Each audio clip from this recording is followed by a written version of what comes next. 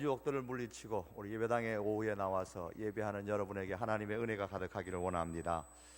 아마 지금이 이제 10월이 들어섰으니까 중간고사를 준비해야 되는 학생들이 있으리라 생각을 합니다. 시험 들지 마시고 하나님 앞에 예배하는 것을 우선적으로 여기시기를 원합니다. 우리말에 사촌이 땅을 사면 배가 아프다라는 말이 있죠. 타인의 성공하는 모습을 보면서 우리의 입으로는 얼마든지 축하해 줄 수는 있지만은 축하하는 그 순간에도 그 마음에는 폭풍이 불어칠 때가 있습니다. 배가 아픈 것이죠. 그런데 이것은 우리나라 사람만 그런 건 아닌 것 같아요. 세계적인 작가인 버나드 쇼라는 사람은 자기의 일평생이 너무 건조하고 소망이 없다는 데 대해서 참 절망감을 피력한 적이 있었습니다. 그가 이렇게 자기의 생활에 두 가지 비극이 있다고 이야기를 했어요. 하나는 내 마음의 소원이 이루어지지 못하는 그런 절망이고, 또 다른 하나는 마음이 소원하는 대로 이루어졌을 때의 절망이라고 했습니다. 마음의 소원대로 되지 않는 때는 되지 않아서 절망이지만, 마음이 소원이 이루어질 때는 지나고 보니까, 되고 보니까 허망하다는 거예요. 내가 이것 위해서 지금까지 이렇게 해왔나. 그래서 허망하고 절망스럽다라는 그런 이야기를 한 적이 있습니다. 돼도 절망이고 안 돼도 절망이라는 것입니다. 결국에 감사가 없는 인생이기 때문에 그의 인생은 성공해도 비극일 수밖에 없습니다. 여러분의 삶을 한번 이렇게 손으로 한번 꼽아 보십시오. 내 삶에 대해서 참 감사하다 생각이 드는 게 무엇이 있습니까? 나는 감사한 게 아무것도 없어요 라고 생각하십니까? 한번 꼽아 보십시오.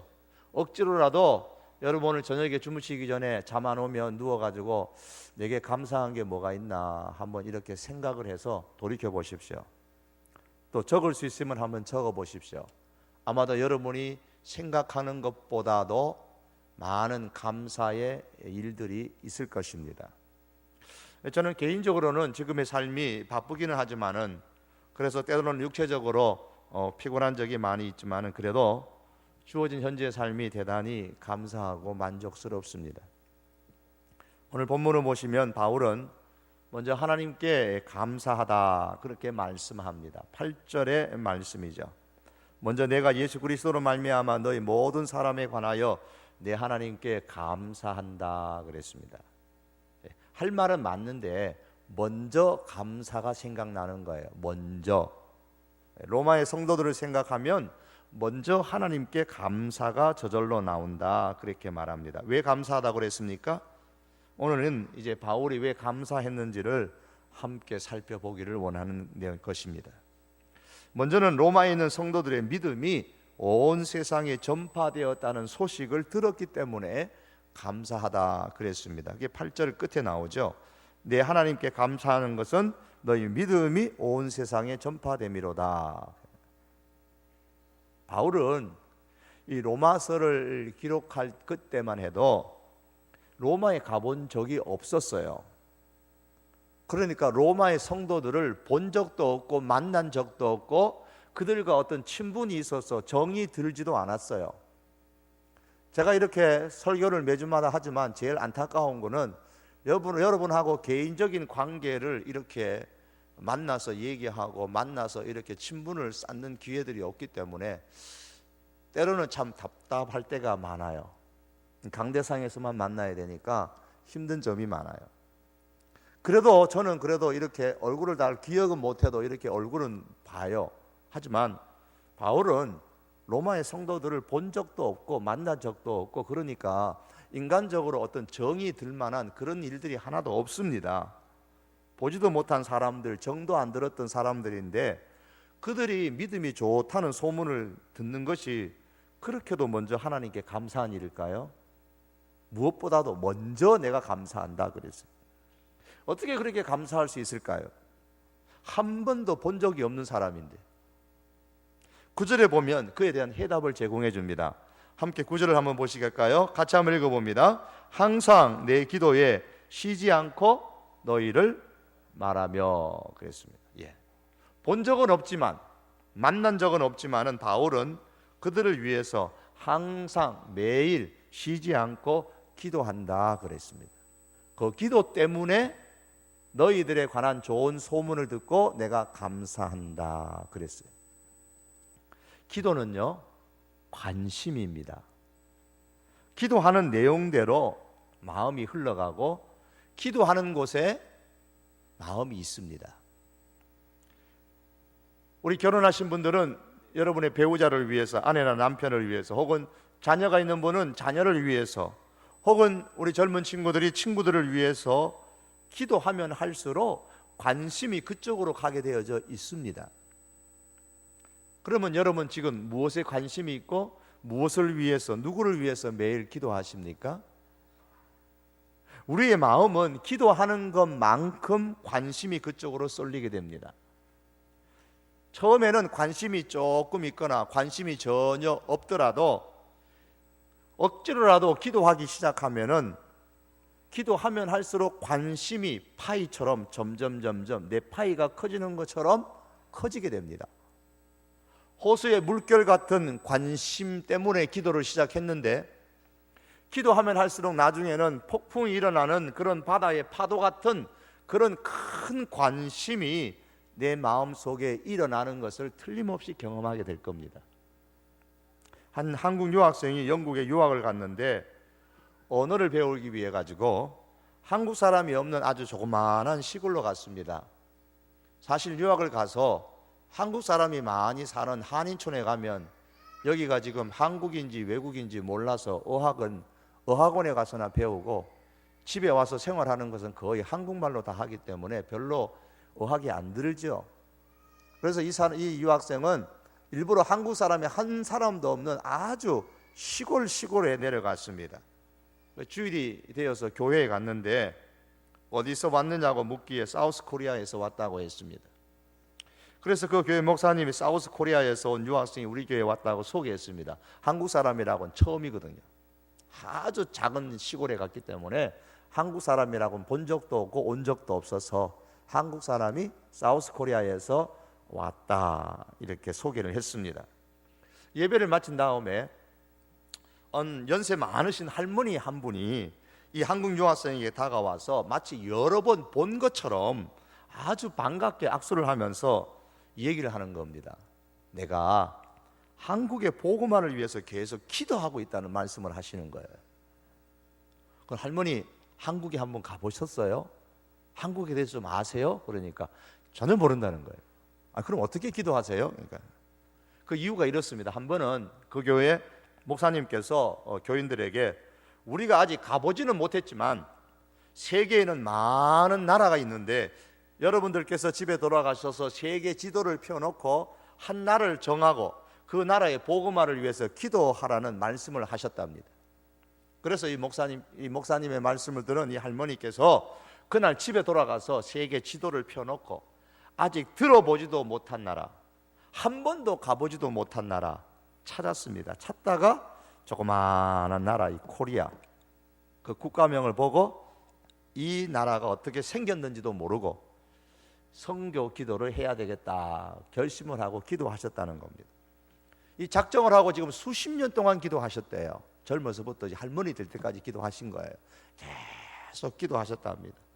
이 코리아라는 나라의 복음화를 위해서 기도하셨고 지금도 이 코리아를 위해서 기도하고 있다. 그러면서 이제 사우스 코리아 한국 청년을 만난 거예요. 그러니까 마치 이 청년이 낯설지가 않는 거예요. 한 번도 가보지도 못한 나라고 어떻게 생긴 나라인지도 모르고 그 나라의 형편 사정도 모르지만 사우스 코리아에서 왔다는 그 하나 때문에 내가 지금까지 기도했던 그 나라 백성이 왔다고, 그 나라 청년이 왔다고 굉장히 그 할머니께서 아주 오랫동안 사귀었던 것처럼 그렇게 아주 반갑게 자기를 환영해 주더라 하는 이야기를 일전에 저 들은 적이 있습니다. 여러분, 우리는 사실 이런 할머니 같은 분들에게서도 복음의 빚을 지고 있는 거예요. 우리가 어떻게 이 빚을 다 갚을까요? 여러분께서도 집에 가셔가지고 오늘 세계 지도가 있다면 한번 펴놓고 세계 지도를 한번 보십시오. 그리고 하나님께서 반드시 그 세계를 가슴에 품고 한 나라를 여러분도 똑같은 방법으로 한번 지명을 해놓고 그 나라의 복음화를 위해서 기도 한번 해보십시오. 관심이 없더라도 한번 지명해놓고 정 안 되면 어느 나라 찍을까요 해가지고 눈 감고 아무 데나 찍어서라도 기도를 한번 시작해 보십시오.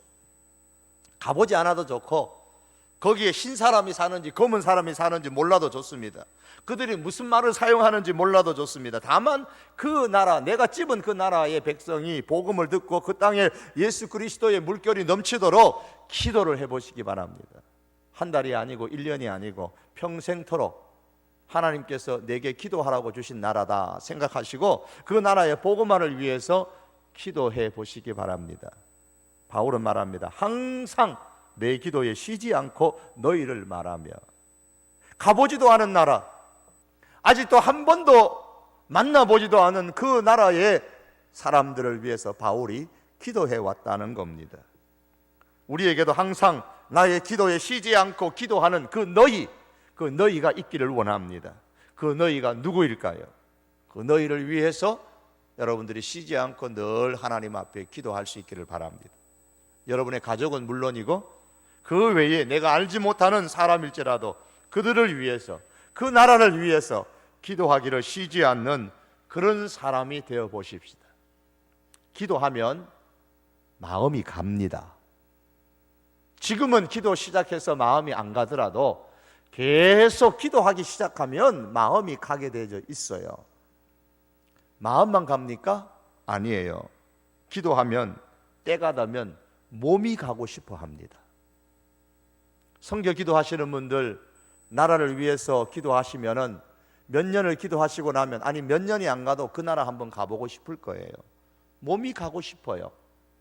바울도 본 적이 없는 로마의 성도들을 위해서 매일 감사하며 기도했습니다.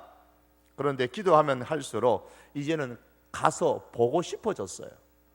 가려고 또 실제적으로 노력도 했습니다. 10절에서 11절 말씀이에요. 어떻게 하든지 이제 하나님의 뜻 안에서 너희에게로 나아갈 좋은 길 얻기를 구하노라. 내가 너희 보기를 간절히 원하는 것은 13절에 보면 바울이 여러 번 로마에 가려고 시도를 했었다 이렇게 얘기를 합니다. 왜 우리가 전도하지 못할까요? 왜 전도가 부담스러울까요? 누군가의 영혼을 위해서 일단 기도하지 않기 때문입니다. 누군가를 위하여 기도하면 그 사람에게 마음이 가고 그리고 마음이 차면 몸이 가고 그래서 전도는 기도에서부터 시작되는 겁니다. 바울은 로마의 성도들을 위해서 기도했습니다. 마음이 로마의 성도들에게 갔습니다. 관심이 로마의 성도들에게 갔습니다. 그리고 몸도 가기를 여러 번 원했습니다. 가서 그들에게 복음을 전하고 영적인 축복을 나누고 그들을 위로하고 그들을 격려하고 그들과 교제하고 싶어졌습니다. 그 11절에 12절의 내용입니다. 내가 너희를 보기를 간절히 원하는 것은 어떤 신령한 은사, 즉 영적인 축복을 너희에게 주어서 나누어 주어서 너희를 견고하게 하려 함이니 끝에 보면 피차 안위함을 얻으려 함이라. 기도를 계속 하다 보니까 마음도 가고 몸도 가고 싶었습니다. 가서 영적인 축복을 나누어 주고 싶었습니다. 그래서 그들의 신앙을 견고하게 해주고 싶고 그들을 통해서 바울 자신도 어떤 위로와 용기를 얻고 싶었던 겁니다. 우리 청년부에서는 11월 24일에 커맨시를 한다는 제가 말을 들었습니다. 어쩌면 컴자만 들어도 가슴이 울렁거리십니까? 그런 분이 계실지 모르겠습니다. 좋아서 울렁거리는 것이 아니고 부담이 되어서 울렁거리는 것은 아닐지요. 어쩌면 전혀 가슴에 반응이 없는 분들도 아마 있지 않을까 싶습니다. 부담스러운 울렁거림이 있으면 그래도 관심이 있는 거예요. 그러나 전혀 반응이 없다면 애초에 관심이 없기 때문이겠죠. 커맨시의 날짜가 오기 전에 여러분 지금부터 찻잔 같은 관심이라도 갖고 누군가를 위해서 기도하는 것부터 한번 시작을 해보십시오. 여러분 주위에는 독도입니까? 아무도 없습니까? 홀로 나는 독도고 주변에는 바다뿐입니까? 일단은 누군가를 위해서 한번 기도를 시작해 보십시오. 나하고 친하지 않는 동료도 좋습니다. 내 직장에 있는 동료도 좋고 여러분의 학교의 캠퍼스에 있는 그런 친구들도 좋습니다. 때로는 관심이 아직까지 가져보지 않는 그런 사람이라도 좋습니다. 그러나 기도를 시작해 보십시오. 조금 지나면, 이 10월이 지나가면 조금 그들에 대해서 여러분 관심이 갈 겁니다. 눈이 한 번 더 그들에게 돌려질 겁니다. 틀림없이 그렇게 될 겁니다. 그들의 소식이 좀 궁금할 겁니다. 그러면 좀 더 기도하시면 그들에게 발걸음이 옮겨지게 될 것입니다. 그리고 영적인 축복을 나누고 싶고 주님 안에서 한번 무언가 교제하고 싶은 마음도 일어날 것입니다. 이 모든 것들이 기도에서부터 시작되는 거예요. 커맨시는 기도하는 여러분의 마음에서부터 시작되는 겁니다. 와 보라, 그냥 맹숭 있다가 한번 와볼래? 한다고 해서 되는 게 아닙니다. 여러분께서 지금부터 항상 바울이 기도한 것처럼 매일매일 기도하셔야 됩니다. 기도하는데 마음이 움직이지 않으면 전도하지 마세요. 기도하는데도 마음이 안 움직이고 기도하는데도 관심이 안 가는데 어떻게 전도가 되겠습니까? 그건 시간 낭비니까 전도하지 마십시오. 그러나 일단은 기도를 해보십시오. 하나님이 필요한 그 누군가를 위해서, 지금 지치고 힘들어하고 있는 그 누군가가 있다면 그분을 위해서도 한번 기도를 시작해 보십시오. 우리 청장년부에서는 커맨시 안 하는데요, 커맨시 안 한다고 기도 안 하면 안 되는 건 아니고요. 그러더라도 여러분 한번 기도를 해보십시오. 여러분의 자녀를 위해서, 여러분의 배우자를 위해서, 아니 그들을 넘어서서 누군가를 위해서 기도를 시작하십시오. 언젠가 내가 기도하는 그분으로 인해서 하나님께 틀림없이 감사할 날이 올 줄로 믿습니다.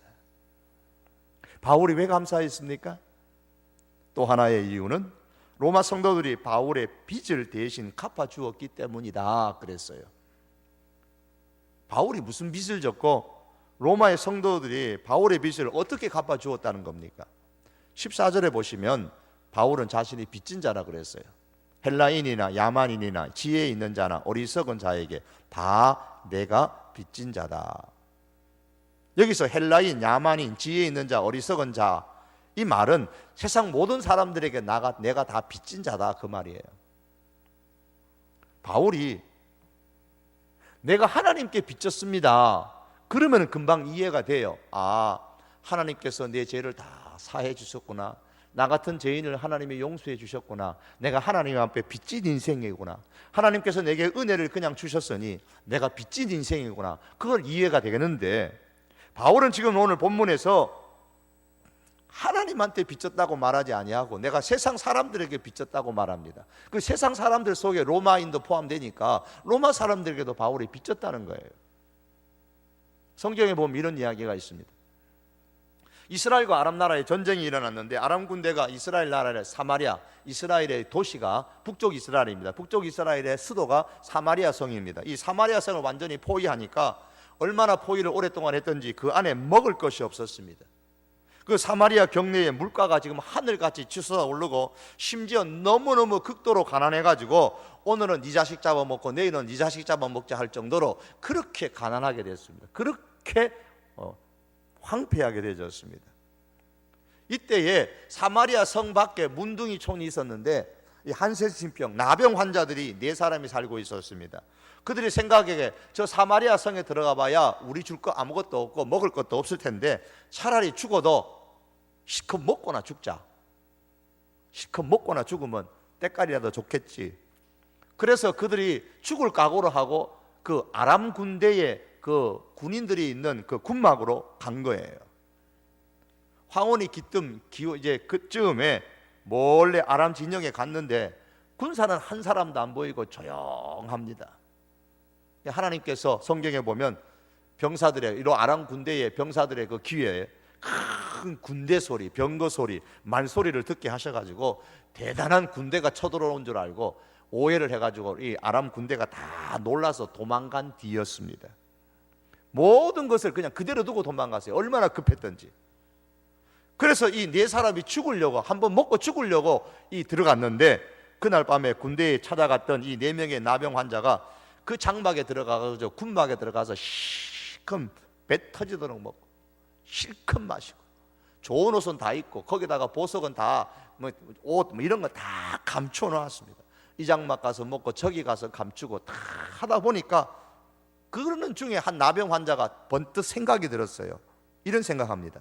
우리가 이렇게 해서는 안 되겠다. 오늘 아름다운 소식이 있는 날이거늘 우리가 침묵하고 있도다. 만일 밝은 아침까지 기다리면 벌이 우리에게 미칠지니 이제 떠나 왕궁에 가서 알리자. 그렇게 제안을 합니다.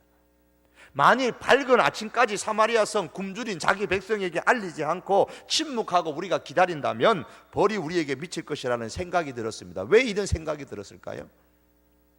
먼저 발견한 사람이 장땡이지. 알리지 않으면 무슨 화가 미친다는 말이야? 우리가 죽을 각오하고 여기 장막에 와가지고 먹는데 뭐가 우리가 잘못했냐? 날이 밝을 때까지 알리지 않고 침묵하면 화가 있을까 봐 겁내고 있는데 도대체 왜 이런 생각을 하는 겁니까? 이렇게 죽을지 모르는 아람 군대 장막에 왔는데 뜻밖의 우리 4명이 이렇게 잘 먹고 마시고 많은 보물을 가지게 된 것이 이들이 생각할 때는 하나님의 은혜라는 거예요. 도저히 이해가 안 되는 하나님의 은혜라는 겁니다. 죽을 줄 알고 왔는데 살은 거예요. 실컷 그것도 먹고.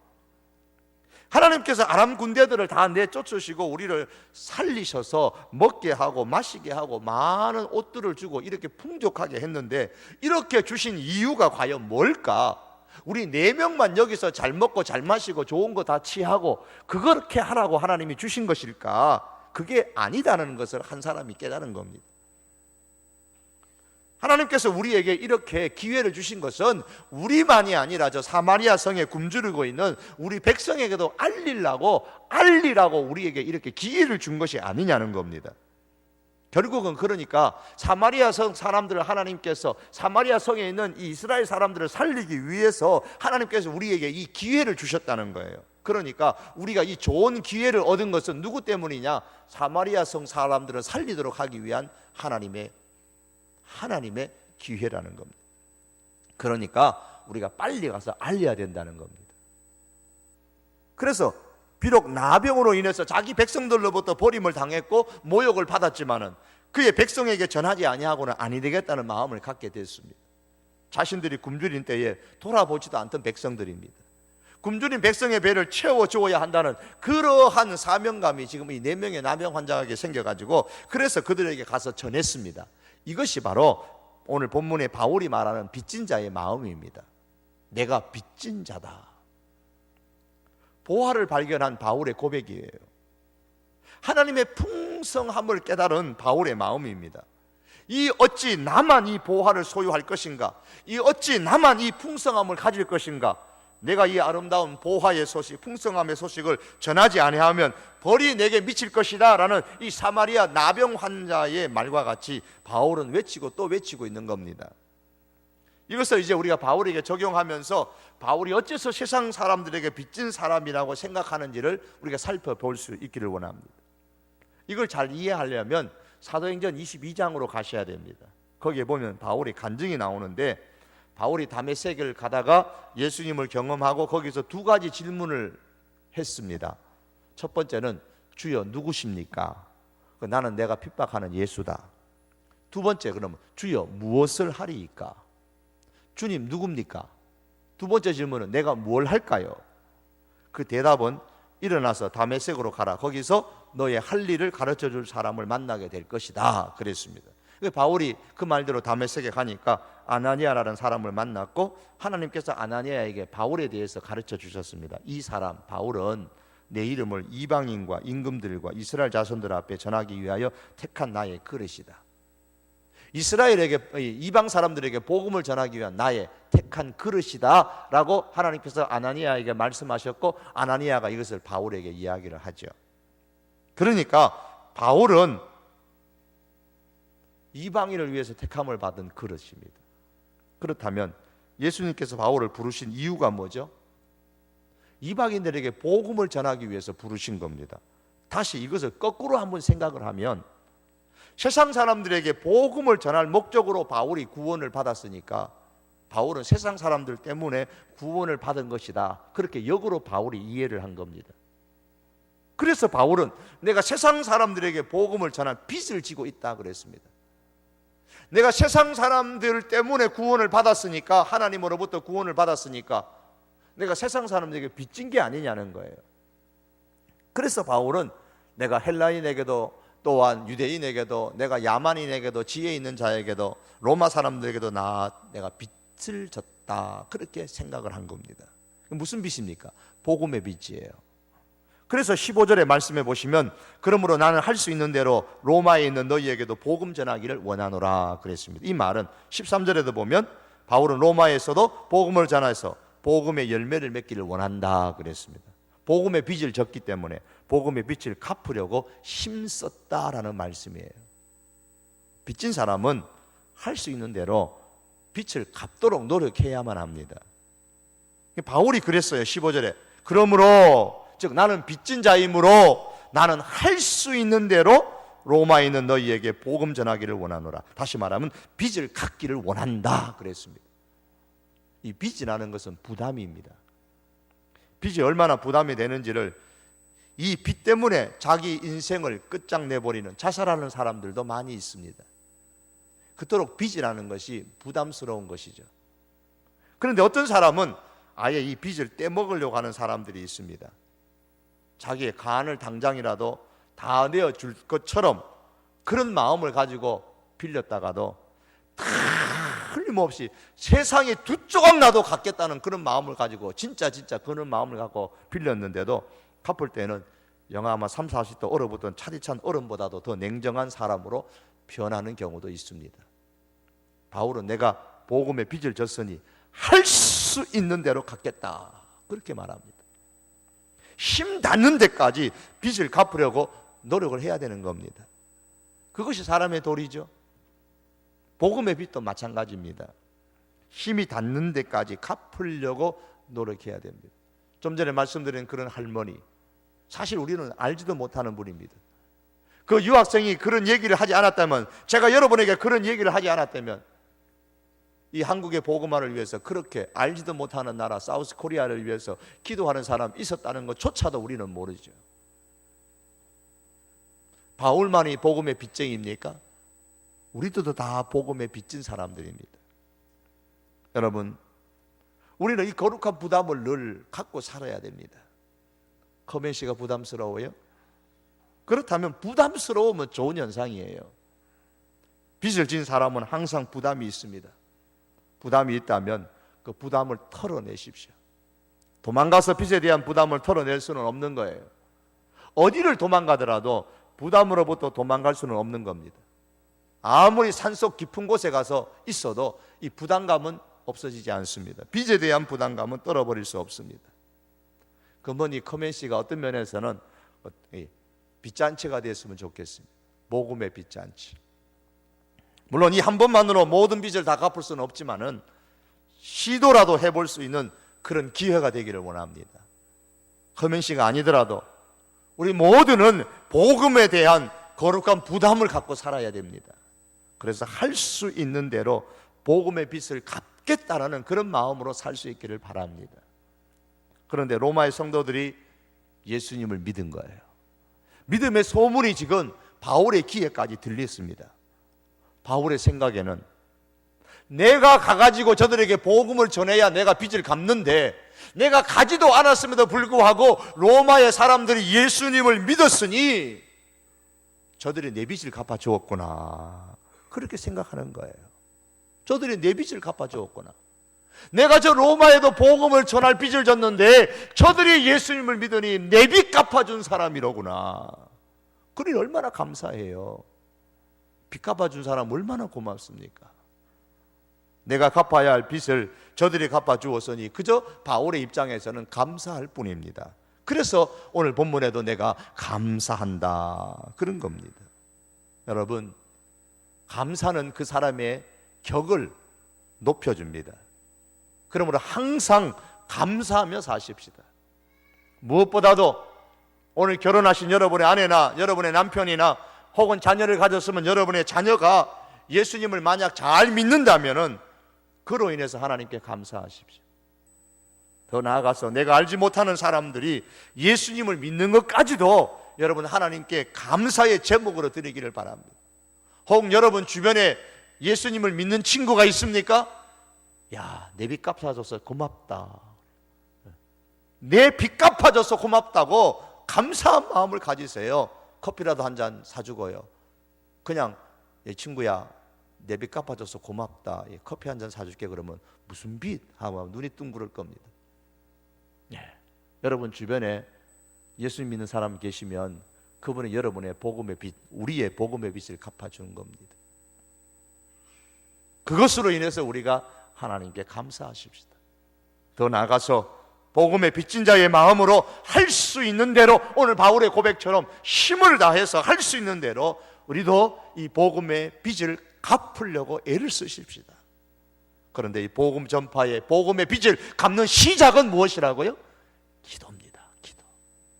기도하면 관심이 가고, 다음에 마음이 가고, 발걸음이 갑니다. 우리가 전한 복음으로 믿는 사람들이 일어나기를 바랍니다. 그로 통해서 복음의 빚을 갚는 그런 삶이 될 수 있기를 바랍니다. 더 나아가서 내가 전해서 믿음을 가진 사람이 아닐지라도 한 사람이라도 더 믿음을 가지고 산다는 것은 내 빚이 탕감된 것으로 여기시고, 믿음의 사람이 많아지는데 여러분 관심을 가지고, 그로 통해서 하나님 감사합니다. 내 주변의 사람들이 예수님을 잘 믿는 모습을 보니 너무 감사합니다. 내 친구들이 예수님을 잘 믿는다는 소식을 들으니 너무 감사합니다. 이런 감사하는 마음으로 살아가는 그런 주의 사람들이 다 될 수 있기를 주의 이름으로 축복합니다. 기도하시겠습니다. 여러분, 이 시간 우리 한번 하나님 앞에 이 시간 같이 기도 올려드립시다. 기도 올려드릴 때에 한번 여러분 눈 감고 한번 생각해 보세요. 여러분 주변에 누가 있습니까? 누가 떠오릅니까? 여러분 직장에 동료 누가 떠오르고, 여러분의 가정의 식구들, 또한 여러분의 학교에 가서 캠퍼스의 주변의 사람들, 혹은 동네에 또 여러 가지 환경에서 공동체에서 만나는 사람들, 여러분 한 번이라도 그분들을 위해서 기도해 보셨습니까? 한번 오늘 이 시간에 그분들을 위해서 한번 기도하십시다. 하나님, 나 저분의 형편들도 모르고 사정도 모르고 그 마음에 어떤 고통이 있고 괴로움이 있고 어떤 문제가 있는지 모릅니다. 하나님, 그러나 나는 모르지만 하나님은 아시죠. 하나님께서 저들에게 필요한 환경 속에 역사하셔서 하나님, 저들에게 은혜를 주십시오. 저들이 마음이 열려지고 예수님을 듣게 하시고 예수님에 관한 소문을 듣게 하시고 저들이 예수님을 믿을 수 있는 그런 은혜를 달라고. 여러분 한 번도 관심조차 갖지 않은 사람일지라도 이 시간부터 우리가 관심을 한번 가지고 우리가 한번 기도 한번 해 보십시다. 우리 다 같이 한번 기도하시겠습니다. 사랑하는 여호와 하나님 아버지, 이 시간 저희들 하나님 앞에 기도합니다. 아버지 하나님, 우리가 이렇게 하나님의 교회에 나와서 예배를 드립니다. 하나님, 예배 드릴 수 있도록 은혜를 주셨사오니 감사합니다. 하나님, 우리 주변에, 내 주변에 많은 친구들이, 또한 많은 가족들이 예수님을 믿으니 이도 또한 하나님 앞에 감사합니다. 주님, 빚진 자의 인생인데 복음의 빛을 씌고 살아가는데 주변의 사람들이 많이 예수님을 믿으니 또한 이보 하나님 앞에 감사합니다. 하나님, 이 시간 저희들 하나님 앞에 오나오기는 아직까지도 한 번도 지금까지 관심을 주지 않은 사람, 내 마음을 주지 않았던 사람, 하나님 이 시간에 한번 생각하며 저들에게 하나님 아버지여 주님 앞에 저들을 올려드립니다. 하나님, 이 시간에 저들에게 내 마음에 관심을, 내 혼자서지만 아버지 하나님 관심을 두고 하나님 앞에 저들의 이름을 하나님 올려드립니다. 아니, 이름을 모르며 저들의 얼굴과 저들의 형편을 하나님 올려드립니다. 하나님 아버지여, 나는 알지 못합니다. 저들의 형편도 모르고 저들의 사정도 모릅니다.